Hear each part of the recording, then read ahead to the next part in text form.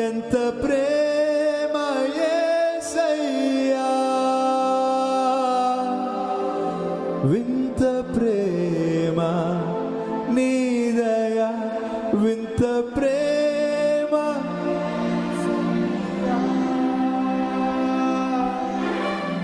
ఎంత ప్రేమ నీ దయా, నీవే నన్ను కోరుకున్నావు,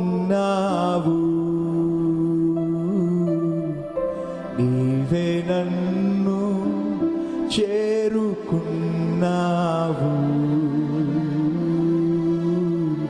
నీవే నన్ను విడిపించావు, నీవే నన్ను విడువనన్నావు. ఎంత ప్రేమ యేసయ్యా, వింత ప్రేమ నీ ప్రేమొక వింతయ్యా, ఊహకందదు యేసయ్యా, నీవే నన్ను కోరుకున్నావు,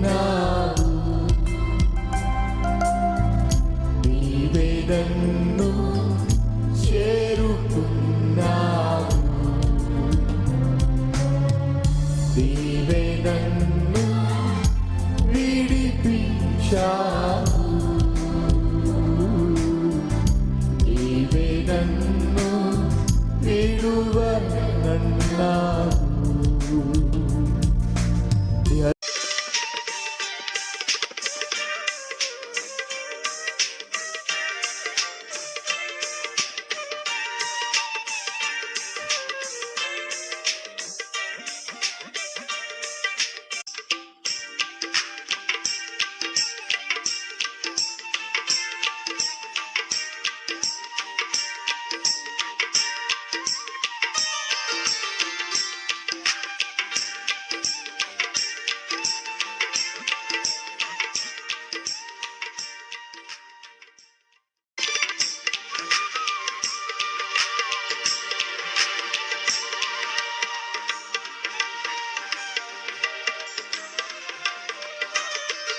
అమ్మా వింటున్నావా? సహోదరుడు వింటున్నావా? దేవుడు అద్భుతం చేయాలని జీవితంలో సమాధానాన్ని వెతుకో. భర్త ఒక మాట అన్నాడు అనుకో, రయ్యమని 2 మాటలు అనమాకు, సమాధానాన్ని వెతుకు. భార్య ఒక మాట అందనుకో, వెంటనే నువ్వు పాము ఏ విధంగా పడగెత్తుతుందో ఆ విధంగా పడగ విప్పు మాకు. సమాధానాన్ని వెతుకో. సమాధానంగా ఉండడానికి ప్రయత్నం చేయి. మళ్ళా గొడవ పెట్టుకుని, మళ్ళా ఇల్లు పీకి పందిరి వేసి, మళ్ళా రాద్ధాంతం చేసి, మళ్ళా పెద్దలందరినీ పిలిపించి, ఎంతకాలం ఈ డ్రామా? చుట్టూ ఉన్న వాళ్ళందరూ చూస్తున్నారే. ఆదివారం వస్తే మళ్ళీ బైబిల్ పట్టుకుంటాం, ఆదివారం వస్తే ఇద్దరు కలిసి మందిరానికి వస్తారు, సోమవారం నుంచి మళ్ళీ శనివారం వరకు గొడవ చేసుకుంటే ఎక్కడి నుంచి వస్తాయి ఆశ్చర్య కార్యాలు నీ జీవితంలో జరగడానికి? మొదటిగా నీ నోరు సరిగా పెట్టుకో, రెండవదిగా కీడు చేయటం మానేసేయి, మూడవదిగా సమాధానంగా జీవించో. ఎందుకని? 12 ప్రభువు కన్నులు ఎవరి మీద ఉన్నాయట? నీతిమంతుల మీద. నీతిగా జీవించు, యథార్థంగా జీవించు, పరిశుద్ధంగా జీవించు.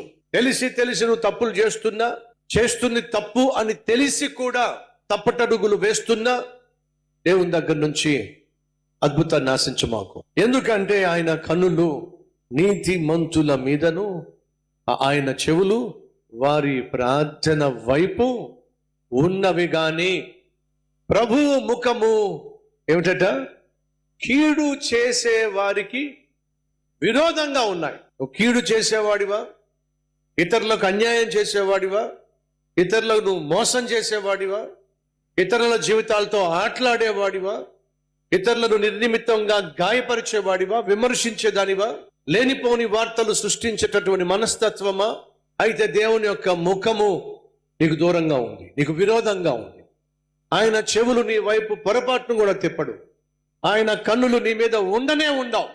మంచి దినములు చూడాలని ఆశపడుతున్నట్లయితే చెడ్డదాన్ని పలకద్దాం, పాపిష్టి వాటిని చెయ్యొద్దాం, కీడు నుండి దూరంగా వెళ్ళిపో, మేలు చేసే ప్రయత్నం చేయి. ఇంట్లో ఇంటి బయట సమాధానంగా ఉండు, సంతోషంగా ఉండు, సఖ్యత కలిగి ఉండు.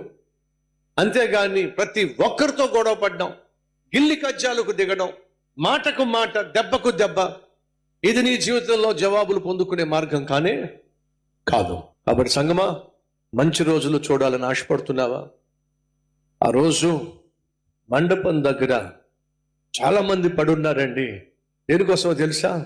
మంచి రోజులు వస్తాయి, ఏదో ఒక రోజు నా జీవితంలో అద్భుతం జరుగుతుంది, ఏదో ఒక రోజు నా జీవితంలో ఆశ్చర్యకారం జరుగుతుంది, నాకు మంచి రోజులు వస్తాయి, మంచి రోజులు వస్తాయి, మంచి రోజులు వస్తాయి, మంచి రోజులు వస్తాయి అని చెప్పి అక్కడ ఒకడట సంవత్సరం కాదండి, 2 సంవత్సరాలు కాదండి, 3 సంవత్సరాలు కాదండి, 10 సంవత్సరాలు కాదండి, 20 సంవత్సరాలు కాదండి, 30 సంవత్సరాలు కాదండి. ఎన్ని సంవత్సరాలు? 38 సంవత్సరాలుగా అక్కడే పడున్నాడండి.